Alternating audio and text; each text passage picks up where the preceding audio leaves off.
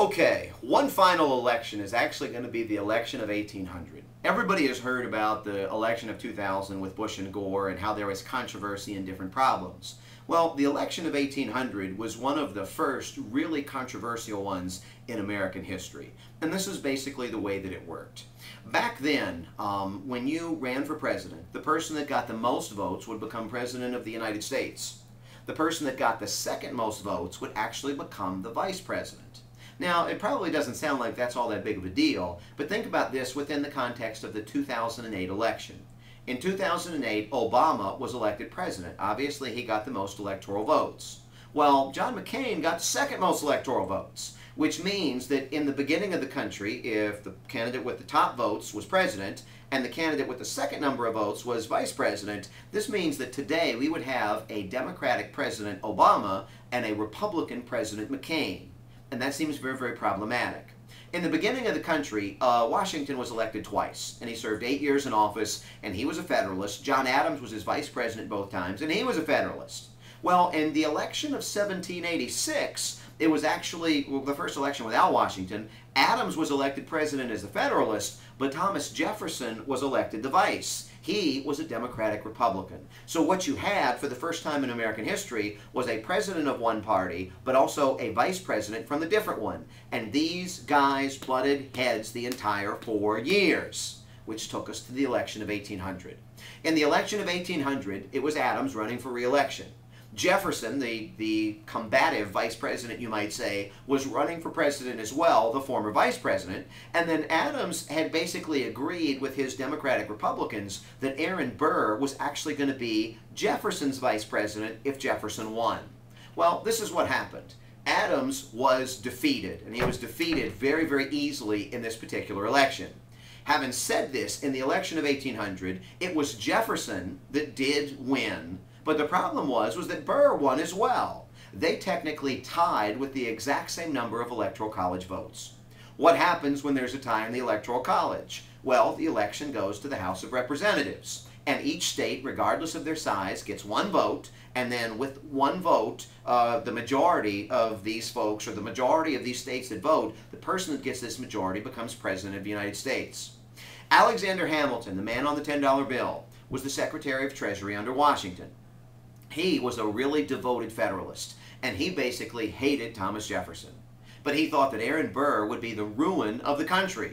So Hamilton worked with the Federalists that were remaining in the House of Representatives, and they put together a deal to throw the election to Thomas Jefferson. It was legal, but it was negotiated, and indeed Jefferson became president, Aaron Burr became vice.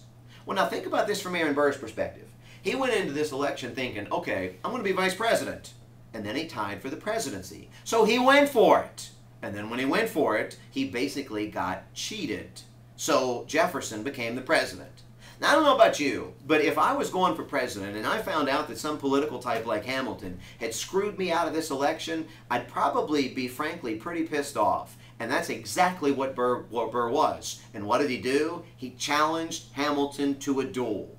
Now, back in those days, and a duel is exactly what you think. A duel basically is going to be where you're going to draw lots to see who is going to get the first shot. And this was as much about justice as it was about honor, maybe even more about honor. So back in 1800, you had the sitting vice president of the country, Aaron Burr, a military man, somebody who was very good with firearms, going up against Alexander Hamilton, more of the political type.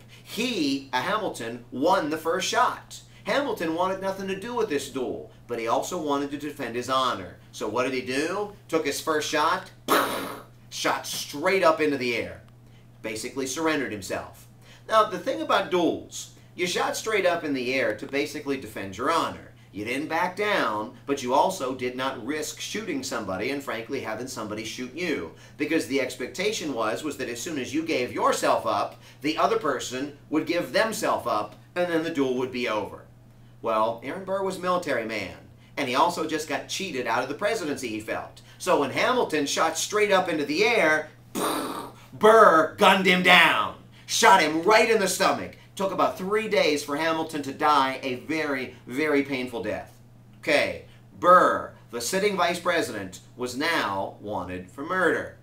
He grabbed a group of armed men, maybe 3 dozen or so, and went into the Appalachian Mountains and decided that he was going to create his own country out there, which basically means that Aaron Burr was now wanted not only for murder, but for treason. Ultimately, he was cleared by the Supreme Court. So there were no issues with the murder, there were no issues with the treason. Burr was never the same after this and basically died a penniless drunk a number of years later on. For our purposes now, though, a couple of things happened. Number one, they amended the Constitution.